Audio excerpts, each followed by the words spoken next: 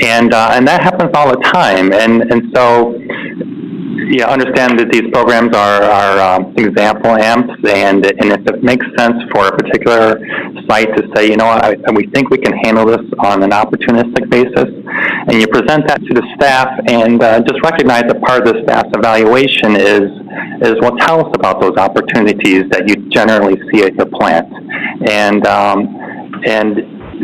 that's often the source of back and forth during the application review is opportunistic inspections can be very effective, but the staff always needs to know, well, at your site, what does that mean? Tell us about your experience in the past 20 years of when have you had that opportunity, and what have you seen?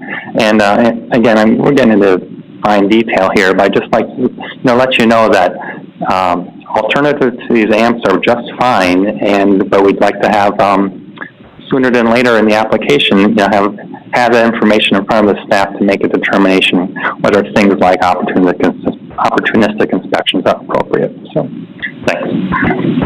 Okay, and does anybody else at NRC have anything to add?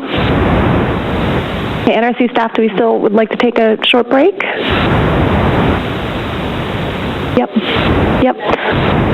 Michelle, can you tell us how many folks we have on the line to take questions still?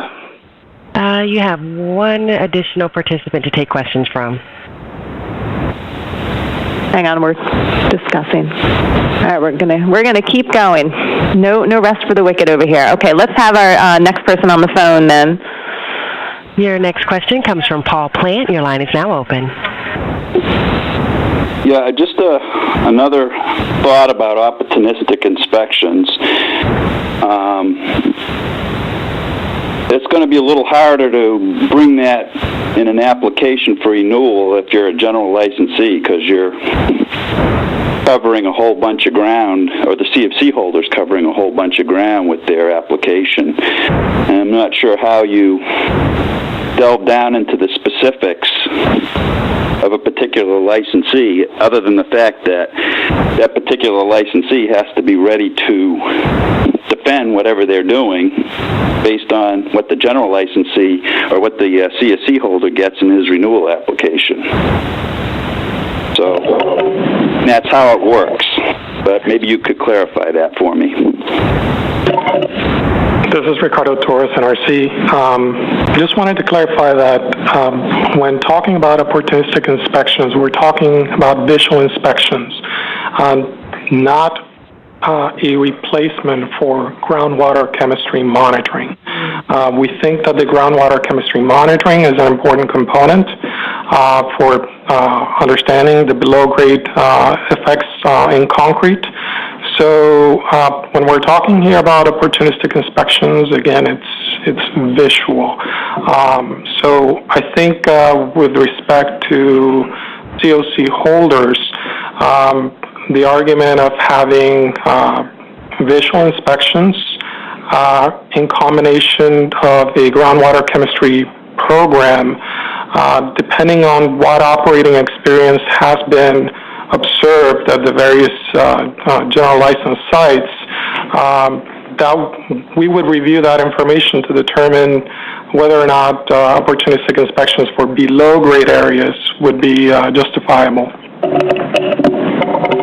Hi, Paul. This is Michelle Sampson. I would also like to add, I think you've raised a very important aspect and something that we certainly have been thinking about here, which is that we will be setting up an aging management program framework through the Certificate of Compliance renewal application. And then that framework will have to be implemented at general licensee sites across the country.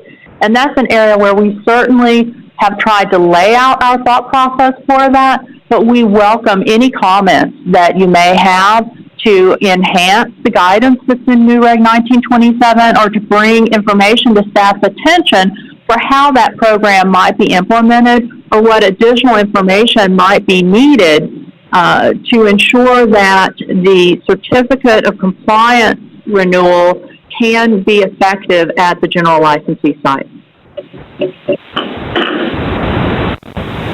Right, do we have any other questions here in the room? Okay. Let's check in on the phone again. Michelle, do we have other people on the phone? Remember to press *1 if you're on the phone and you need to ask a question. And at this time, I show no questions from the phones. Okay. All right, NRC staff, do you think we should wrap this up, or would you want to wait a little bit? We're kind of getting some motion in. Okay, if we are going to wrap things up, I'm going to go ahead and mention to folks here in the room and online, if you want to provide feedback on this meeting, how we did, any suggestions for future meeting process type kind of comments about how we ran today's meeting, you can submit those feedback comments online. So if you go to the meeting notice, I think kind of a little bit after this meeting's over, there'll be a link that says meeting feedback, and that will just take you to an online form where it's a survey, and then it's a free form where you can type in whatever you'd like about how this meeting went process-wise. And I'm going to hand it over to Al to close out the actual meeting.